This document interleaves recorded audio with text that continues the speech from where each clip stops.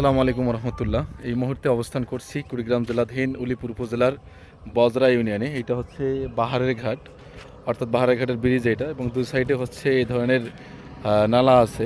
তো বিশেষ করে এই যে এই সাইডে কিছু বাড়ি আছে, অনেকগুলো বসতি আছে। এই যে বসতি যেগুলো আছে, এই বসতিগুলো হচ্ছে এই যে প্রায় কয়েক হাজার বসতি। তো এর মধ্যে এখন পানির দিন, অল্পতেই যখন পানি বেড়ে যায়, এই যে রাস্তাটি আছে, যাদের রাস্তাটা হচ্ছে এই বাহারেঘাট থেকে এই রোডটি যদি আপনাদেরকে বলি, চিলমারি থেকে কাশিমবাজার যে রোডটি আছে এইটা হচ্ছে, আর এর মধ্য দিয়েই এখন এই যে রোডটি একবারে তলিয়ে গেছে যদি আপনাদেরকে দেখাই। তো এখানে এই বর্ষার মৌসুমে অল্প পানিতেই দেখা যায় চলাচল একেবারেই খারাপ অবস্থা। তো সেখানে থেকে আমরা একটু সামনে যাওয়ার চেষ্টা করতেছি, যে রাস্তাটার পজিশন আপনাদেরকে দেখাবো, বা এখানে শুধু প্রতিশ্রুতি দেয় যে রাস্তা করে দেবে। এই যে এটা হচ্ছে বৃষ্টির পানি, বন্যার পানি না, বৃষ্টির অবস্থা। এখন এই জুতা খুলে এই যে দেখেন মানুষের অবস্থা, বিশেষ করে স্কুল শিক্ষার্থী যারা থাকে, ছোট ছোট বাচ্চা তাদেরকে। তো এখন কিন্তু অনেক এখানে পানি ছিল, অনেকগুলো পানি ছিল, প্রায় 2 মিটারের মতো পানি ছিল, বৃষ্টির পানি এই ব্রিজ থেকে নিচে। আর এই পাশের যে মানুষগুলা, তারাও এই যে একটা অবস্থা।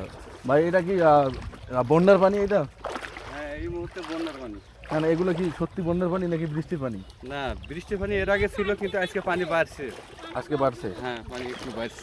তো এই হচ্ছে অবস্থা, যে অল্প পানিতেই এখানকার মানুষ যারা থাকে তারা পারাপার করে এভাবেই, তাদের দুর্ভোগ দেখার শেষ নেই। অর্থাৎ এই 2026 সালে এসেও, এই ডিজিটাল বাংলাদেশ হওয়ার পরেও এই একটা হচ্ছে অবস্থা। তো যারা শিক্ষার্থী আছে তারা এই যে এভাবে আসতেছে, তাদেরকে দেখতে পাচ্ছেন ভিডিওতে। তো এভাবেই তাদের প্রতিনিয়ত এভাবে যাতায়াত করা লাগে। আসসালামু আলাইকুম। তোমরা কি রেগুলারলি এভাবে এই যে যাতায়াত করা লাগে? এতে কি কষ্ট হয় কি না? কষ্ট হয়।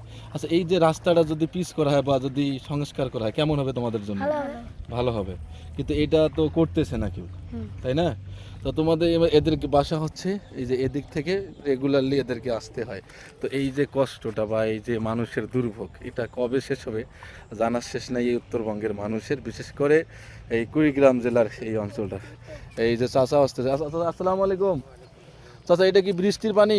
বৃষ্টির পানি না, এই যে বন্যার পানি আসছে। বলান পানি আসছে? হ্যাঁ, এটা বলান পানি আছে।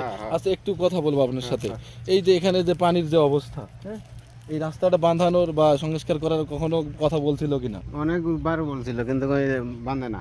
বাঁধে না, শুধু কথা দেয়। কথা দেয়, ভোটের সময় এসে কি বলে? কথা দিয়ে যা করলে আমার রাস্তা করে দিই। এবারও তো কয়ে গেছে যে রাস্তা ফাঁকা করে দিব একবারে, কিন্তু কাজ করে না। না, শুধু ভোট নেওয়ার সময় ভোট নেয়, ভোট নেয়, বুঝছেন? তো কেন যে কয়া ছুঁয়ে যে গেছে, আর মানুষের কোনো খোঁজ খবর আচ্ছা, এখানে কতগুলো ঘর বাড়ি হতে পারে? কয়েক নেই। এই মেরে তো 300 ঘর।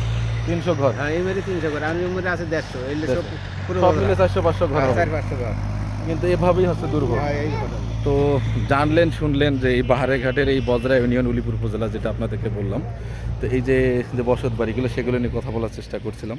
তো এই হচ্ছে বিষয়টা। পারলে ভিডিওটা যারা রাজনৈতিক গ্রুপগুলো আছে তাদের মাঝে ছড়িয়ে দিন, শেয়ার করে। ভালো থাকবেন, সুস্থ থাকবেন, নিরাপদে থাকবেন। আল্লাহ হাফিজ।